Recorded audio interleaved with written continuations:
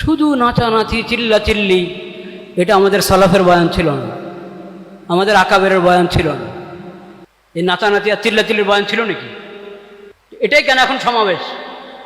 আমাদের কওমি মাদ্রাসার কোনো সমাবেশ হলে এই সমাবেশের মধ্যে মূল আকর্ষণ কেন নাচানাচি আর চিল্লাচিল্লি? হাফেজ ওয়াইজ আর গায়রে হাফেজ ওয়াইজ ফরকে বুঝে যায় না।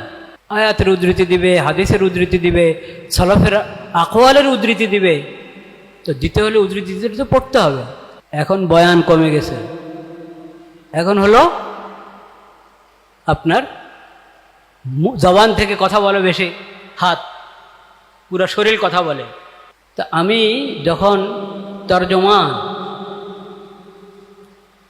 একজন মুসলিম হিসাবে ইসলামের তর্জমান, আলেম হিসাবে ওলামায়ে কেরামের তর্জমান, খতিব হিসাবে খোতাবায়ে কেরামের তর্জমান, মিম্বর ও মেহরাবের তর্জমান,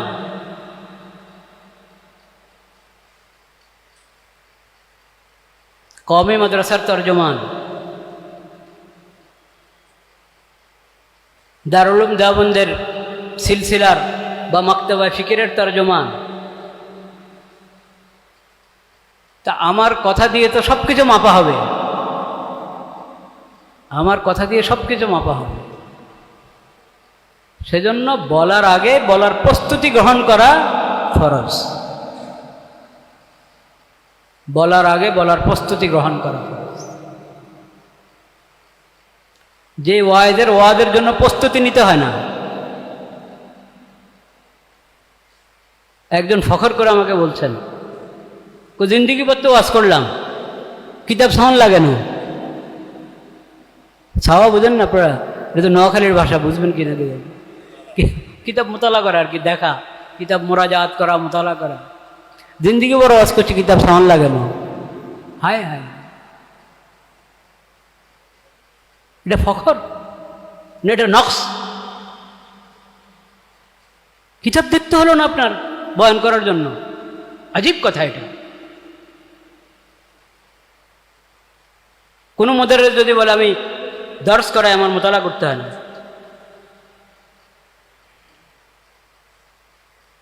আমাদের মুরব্বীরা তো ছিলেন 1 বছর এক কিতাব 10 বছর পড়াচ্ছেন, 20 বছর পড়াচ্ছেন, প্রতিদিন মোতালা করে যাচ্ছেন। সবকে যাওয়ার আগে প্রতিদিন মোতালা করছেন। তো বেলা তদরিস করি, বেলা মোতালা, ওয়াজ করি বেলা মোতালা। এটা ফখরের বিষয় না, এটা নকশের বিষয়। এটা অনেক বড় কমি, অনেক বড় কোতাহি, অনেক বড় তাসাহুল, এবং এটা জুরুম।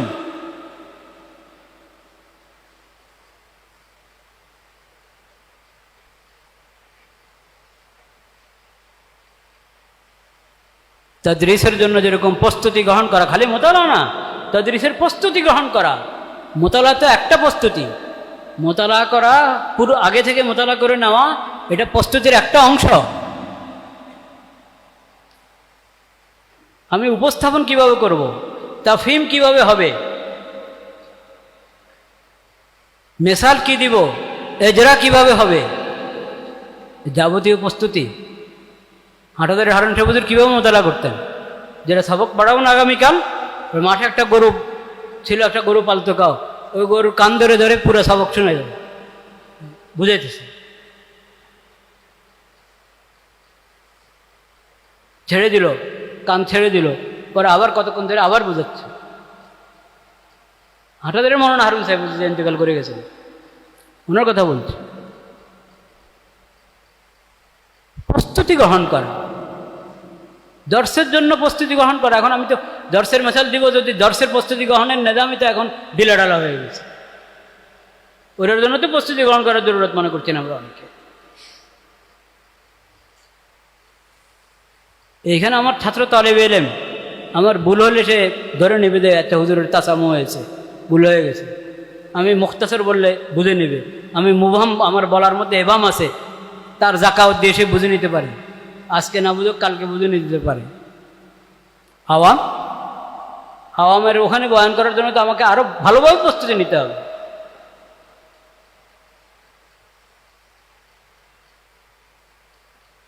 এটা তো বললাম আম ওয়াজ মাহফিল, সমাবেশের বয়ান।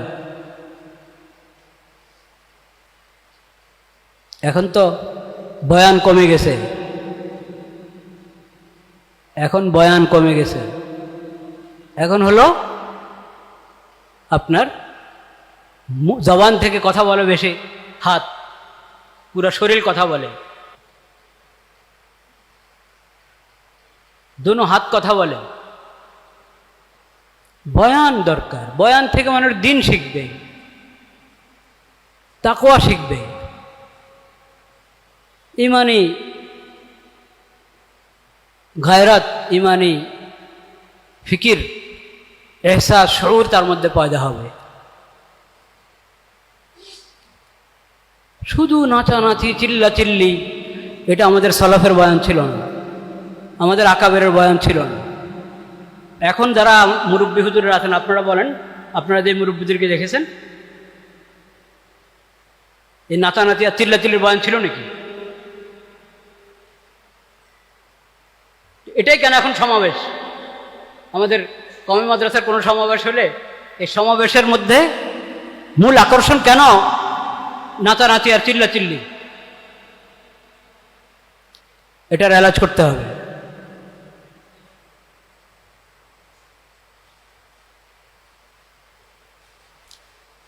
এটা কমাইতে হবে। ইফহাম, তাফহিম, তাহলিম, এটার পরিমাণ বাড়াইতে হবে এবং সেটার জন্য দরকার মোতালা, পড়া। হাফেজ ওয়াইজ আর গায়রে হাফেজ ওয়াইজ ফরকে বুঝে যায় না।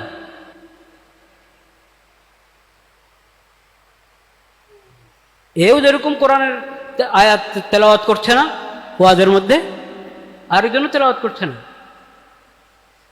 আয়াতের উদ্ধৃতি দিবে, হাদিসের উদ্ধৃতি দিবে, সালাফের আকওয়ালের উদ্ধৃতি দিবে। তো দিতে হলে উদ্ধৃতি দিতে তো পড়তে হবে।